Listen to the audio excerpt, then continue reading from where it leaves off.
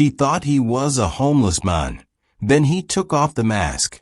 The city was cruel in winter.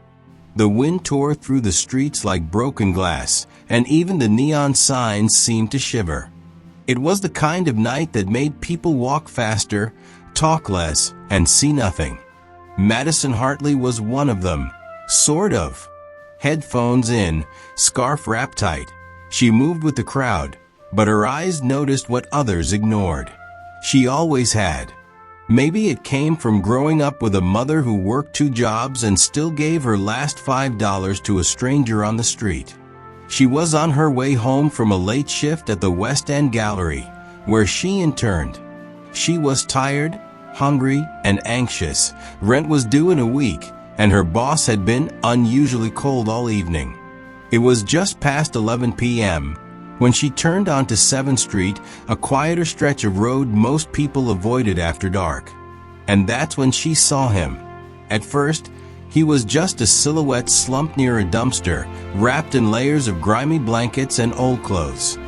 A cardboard sign lay across his knees, scrawled in thick black marker. "Need help, please." Madison hesitated. Dozens of people had walked past, eyes averted. She was about to do the same.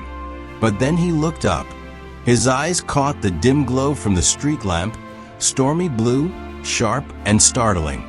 Not empty, not glazed over. Aware. She froze. He wore a hoodie and a mask, one of those cloth ones people had used during the pandemic, still common in the city. But it was frayed and stained, half-torn. Most would assume he wore it to hide his shame or keep out the cold. But Madison sensed it was hiding something else. She approached cautiously. "Are you hungry?" He didn't respond at first, just stared. Then he gave a small nod. "I have a sandwich," she said, digging into her tote bag. "Turkey and avocado. It's not much, but..." She offered it, half expecting him to ignore her. But instead, he reached out, slowly, and took it with surprising care. "Thank you," he rasped. His voice didn't sound like someone who had spent years on the street. It was hoarse, yes, but measured, calm. "You're welcome," she said, eyeing him. Do you need anything else?" He hesitated. Then, very slowly, he said, "Maybe just a minute of your time." She blinked. "Why?" "Because you stopped. Nobody stops anymore." She looked around. Empty sidewalk. Flickering street lamp. Not the place for philosophical musings. "I want to show you something," he said, his voice barely above a whisper. "But only if you're not afraid." That should have been her cue to leave. Madison wasn't reckless, but something about this man felt intentional, as if he was waiting for her. "All right," she said carefully. "Show me what?" He reached up, hands trembling, not from weakness, but restraint, and peeled back the cloth mask. The moment stretched. Underneath wasn't a scarred face or a grizzled beard. It was the smooth, sharp-jawed face of someone she knew.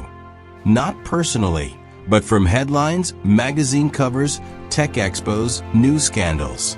"Nathaniel King," she whispered. "The man who'd built King Tech from his garage. A genius.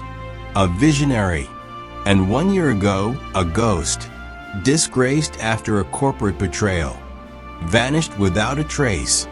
Rumors swirled, suicide, exile, federal investigation." Madison hadn't thought of him in months. And yet, here he was. Alive. Dirty. In a back alley. "You're supposed to be dead," she breathed. He smiled faintly. "I was. For a while." Madison stepped back, heart racing. I don't understand. Why are you pretending to be homeless?" "I'm not pretending," he said calmly. "I am homeless. I gave up everything. I walked away." "But why?" "Because I needed to see the world again.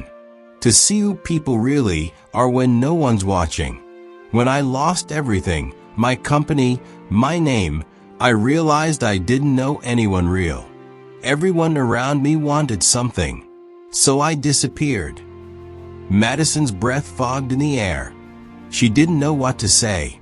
Nathaniel King, once worth billions, was now eating a sandwich in an alley, talking like a monk in exile. Why tell me? She asked. He tilted his head. Because you stopped. You looked at me. You didn't scroll past me like I was part of a landscape. I just had a sandwich. He shook his head.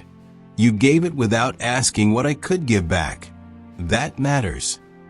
A long silence passed between them. Then he pulled out a small, matte black card and handed it to her.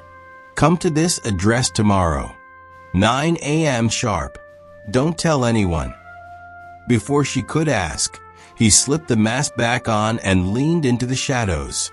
The next morning, 9 a.m. The card led her to the edge of the business district, an area filled with industrial buildings and quiet construction zones. Towering over the block was a modern steel and glass structure with no sign on the door. Security scanned the card and wordlessly let her in. Inside, she found an elevator waiting, the doors closing the moment she stepped in. Her stomach churned as it rose. The doors opened into a bright, open penthouse. Sunlight poured through floor-to-ceiling windows. There were no corporate logos, no boardroom table.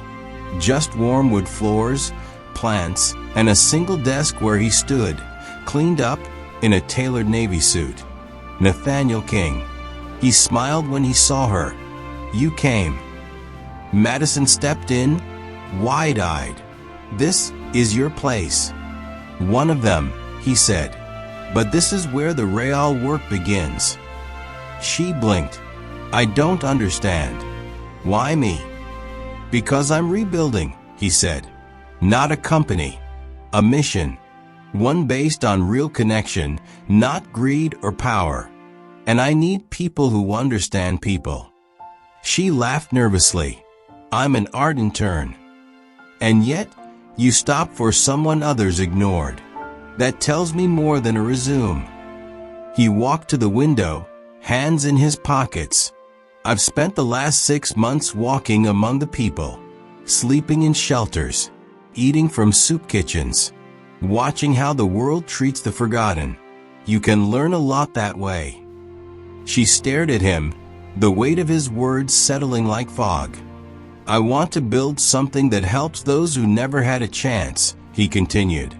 A foundation, a think tank, an incubator, all in one. No boardrooms, no shareholders, just action. He turned to her, and I want you to help lead it. Her mouth dropped open. You don't even know me. I know enough, and I trust my instincts now more than I trust credentials. Will you join me? Madison hesitated.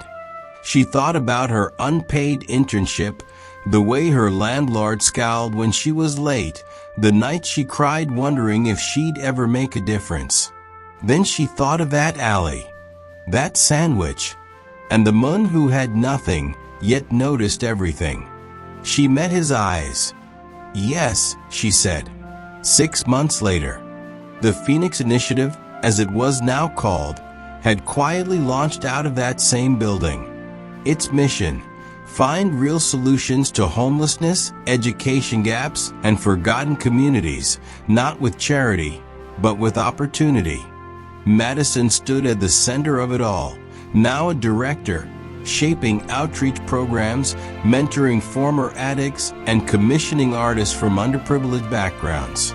Nathaniel, though still quiet and cautious, was no longer hiding.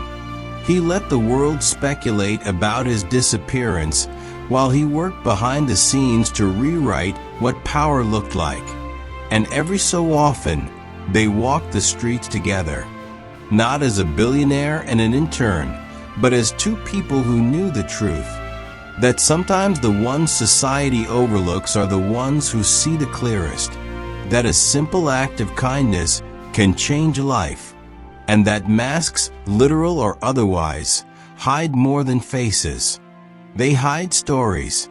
End.